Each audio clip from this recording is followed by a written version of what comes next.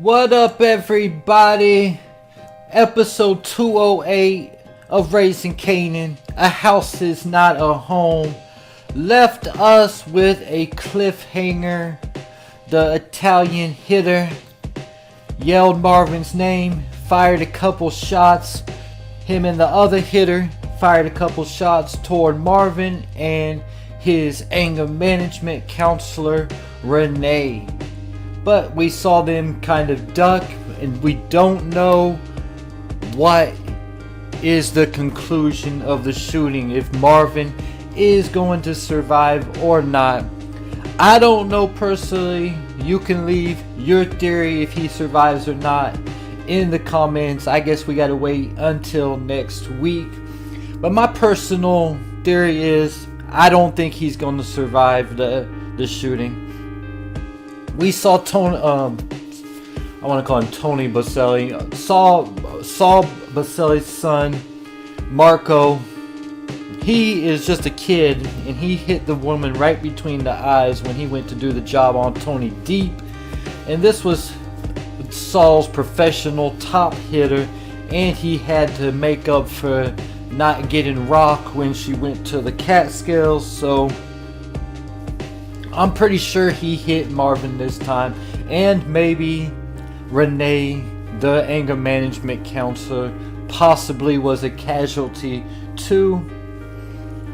But a lot of people are thinking that Renee's going to be the casualty and Marvin's going to survive it. But I honestly think it is going to be Marvin who is going to end up dying, possibly Renee also, because I was going to come out and predict the death of a major character from Raising Kanan, either one of Marvin, Lou, or Rock by the end of this season, because we all know that Kanan is going to be introduced to Breeze supposedly by the end of this season. So some things have already started to fall in place. He's moved out of Rock's house because of finding out that Malcolm Howard is the father, and on top of some other things that Rock has done, just shady business she done, Kanan kind of starting to figure it all out. So he's moved out of her house, and Rock still got some trouble herself, but now it looks like she gonna be in beef with the Italians, but some serious beef.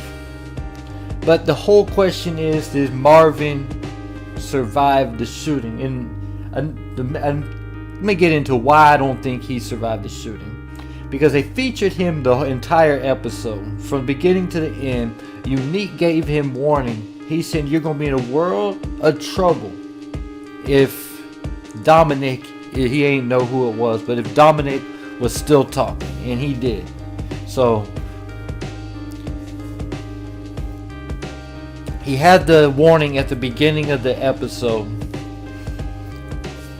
On top of that, we see Jukebox. We see what happened with her and her mother.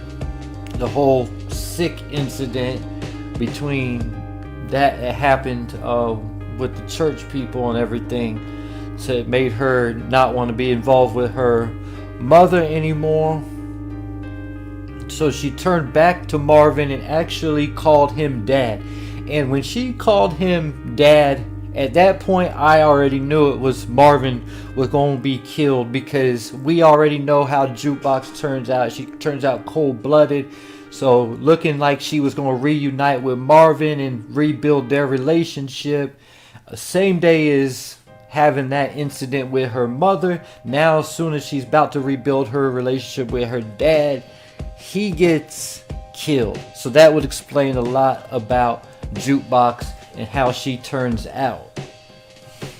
So that's really my main theory about why I think Marvin is going to survive.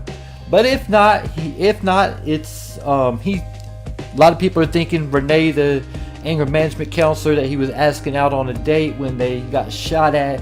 A lot of people think that she's going to be the one who's the casualty, and Marvin is going to go on a rampage like Nino Brown style on the Italians in New Jack City. That's what people are thinking, that Lou and Marvin are going to go crazy, because we see Lou with the gun, pointing the gun to one of the Italians on the trailer for episode 9, season 2, 209. But we don't see Marvin in that. Of course, they wouldn't show Marvin, even if he did survive the shooting. They don't want any, they left it as a cliffhanger. But I don't know if Rock and Lou would be preparing to go to war and make the Italians bleed, just if they shot a warning shot toward Marvin, or if they missed him even. I don't think they'd be planning to go to war and trying to figure out a plan against him. Personally, I hope Marvin survives. He is one of my favorite characters in Raising Kanan. But we all know how it turns out for the Thomas family.